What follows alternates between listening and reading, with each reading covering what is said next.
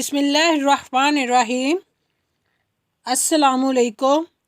امید ہے کہ آپ سب خیریت سے ہوں گے۔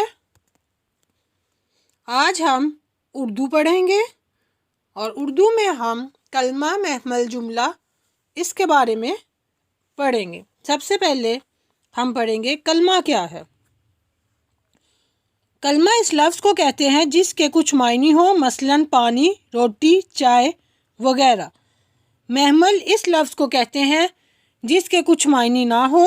یہ الفاظ یوں ہی عام بول چال میں الفاظ کے ساتھ بولے جاتے ہیں، مثلاً روٹی شوٹی، چائے شائے، دال وال وغیرہ۔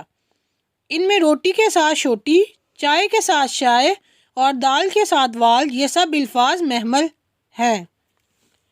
خالی جگہ پر کریں۔ نمبر 1، وہ الفاظ جن کے کچھ معنی ہوں ڈیش کہلاتے ہیں، وہ کلمہ کہلاتے ہیں۔ نمبر 2، وہ الفاظ جن کے کچھ معنی نہیں ہوتے ڈیش کہلاتے ہیں، وہ محمل کہلاتے ہیں۔ نمبر 3، پانی وانی میں وانی ڈیش ہے، وانی محمل ہے، کیونکہ وانی محمل اس لیے ہے کیونکہ اس کا کوئی بھی معنی نہیں۔ نمبر 4، غلط مرد میں غلط ڈیش ہے، غلط کلمہ ہے، غلط کلمہ اس لیے ہے کیونکہ اس کا معنی ہے۔ درست جواب پر ٹک کا نشان لگائیں۔ نمبر 1، لفظ کی قسمیں ہیں۔ لفظ کی 2، 3، 5 کتنی قسمیں ہیں؟ لفظ کی 2 قسمیں ہیں۔ نمبر 2، بامعنی لفظ کو کہتے ہیں محمل کلمہ جملہ، اس کو کلمہ کہتے ہیں۔ نمبر 3، بے معنی لفظ کو کہتے ہیں جملہ کلمہ محمل، بے معنی لفظ کو محمل کہتے ہیں۔ درجہ ذیل جملوں سے محمل الگ کر کے جملہ دوبارہ لکھیں۔ انہوں نے ہمیں 6 جملے دیے ہیں، اس میں سے ہم نے محمل کو الگ کرنا ہے اور جملے کو دوبارہ لکھنا ہے۔ نمبر 1، میں نے روٹی ووٹی کھائی۔ اب اس جملے میں ووٹی جو ہے وہ محمل ہے اور اس کو جب ہم الگ کریں گے تو ہمارا جملہ بنے گا میں نے روٹی کھائی۔ نمبر 2، اس نے غلط ملت سوال کیے۔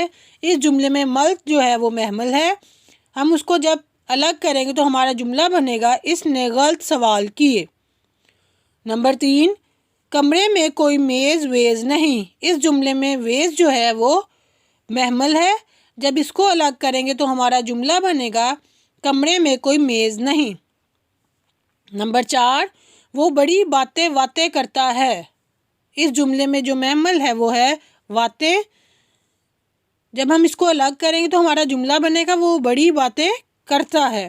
نمبر 5، کچھ کھانا وانا کھا لو۔ اس جملے میں وانا محمل ہے، جب اس کو الگ کریں گے ہمارا جملہ بنے گا کچھ کھانا کھا لو۔ نمبر 6، پانی وانی پی لو۔ وانی محمل ہے، اس کو جب ہم نے الگ کیا تو ہمارا جملہ بنا پانی پی لو۔ آپس میں ملائیے، کلمہ اور محمل کو اب ہم نے آپس میں ملانا ہے۔ بارش وارش، کھیل ویل، درد ورد، کاپی شاپی، چائے وائے۔ درجہ ذیل جملوں سے کلمہ الگ کر کے لکھیں۔ اب ہمیں یہ جو 5 جملے دیے گئے ہیں اس میں سے کلمے کو الگ کر کے ہم نے لکھنا ہے۔ نمبر 1، میں نے کتاب شاپ خریدی۔ اب کتاب جو ہے وہ کلمہ ہے۔ نمبر 2، خدا کا بڑا کرم ورم ہے۔ اب اس میں کرم جو ہے وہ کلمہ ہے۔ نمبر 3، یہ سب جھوٹ موٹ ہے۔ جھوٹ جو ہے وہ کلمہ ہے۔ نمبر 4، آج لڑکوں نے خوب گپ شپ کی۔ گپ جو ہے وہ کلمہ ہے۔ نمبر 5، اس کے پاس کوئی قلم شلم نہیں۔ اب اس جملے میں قلم جو ہے وہ کلمہ ہے۔ تخلیقی لکھائی، جائزہ ٹیسٹ۔ آپ کی تخلیقی لکھائی کا ایک جائزہ ٹیسٹ ہوگا۔ عنوان ہے باغ کی سیر۔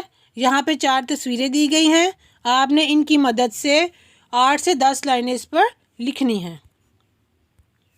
اب ہم پڑھیں گے جملہ کیا ہے۔ 2 یا 2 سے زیادہ الفاظ کا مجموعہ جس سے کوئی بات پوری طرح سمجھ میں آ جائے جملہ کہلاتا ہے۔ 2 یا 2 سے زیادہ الفاظ کا مجموعہ ہوتا ہے جس سے ہمیں بات سمجھ آ جائے کہ یہ کیا کہنا چاہ رہا ہے۔ مثلاً یہ کتاب میری ہے، اب ہمیں سمجھ آ رہی ہے کہ وہ کہہ رہا ہے کہ یہ کتاب میری ہے۔ نمبر 2، ہم نے چڑیا گھر کی سیر کی۔ نمبر 3، ہمیشہ سچ بولو۔ آپ نے اوپر دیے گئے تینوں جملوں کو پڑھا۔ آپ نے دیکھا کہ ان جملوں میں جو کچھ کہا گیا ہے وہ آپ بڑی اچھی طرح سمجھ گئے ہیں۔ اب ہم اس کی مشق کریں گے۔ خالی جگہ پر کریں۔ خدا سب کا ڈیش والا ہے، خدا سب کا خالق والا ہے۔ نمبر 2، والدین کا ڈیش مانو، والدین کا کہنا مانو۔ نمبر 3، قرآن مجید ڈیش کی کتاب ہے، قرآن مجید اللہ تعالیٰ کی کتاب ہے۔ نمبر 4، قائد اعظم کراچی شہر میں پیدا ہوئے۔ نمبر 5، اسلام آباد پاکستان کا دارالخلافہ ہے۔ نمبر 6، اساتذہ کا احترام کرو۔ لفظوں کو آپس میں ملا کر جملہ بنائیں۔ ہم نے چڑیا گھر کی سیر کی، ہمیشہ سچ بولو، والدین کا ادب کرو، قرآن مجید اللہ تعالیٰ کی آخری کتاب ہے، حضرت محمد صلی اللہ علیہ وآلہ وسلم اللہ کے آخری رسول ہیں۔ درجہ ذیل الفاظ سے جملے بنائیں۔ نمبر 1، کاغذ درخت سے بنتا ہے۔ آسمان پر ستارے چمکتے ہیں۔ پہاڑ بہت بلند ہوتے ہیں۔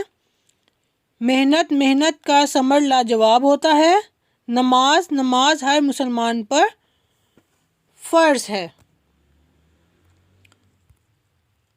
اب آپ سب کو کلمہ، محمل اور جملے کی سمجھ آ گئی ہے۔ آپ کا گھر کا کام ہے کہ آپ نے سبق نمبر 13 سے 16 تک دہرائی کرنی ہے۔ اللہ حافظ۔ Stay home, stay safe.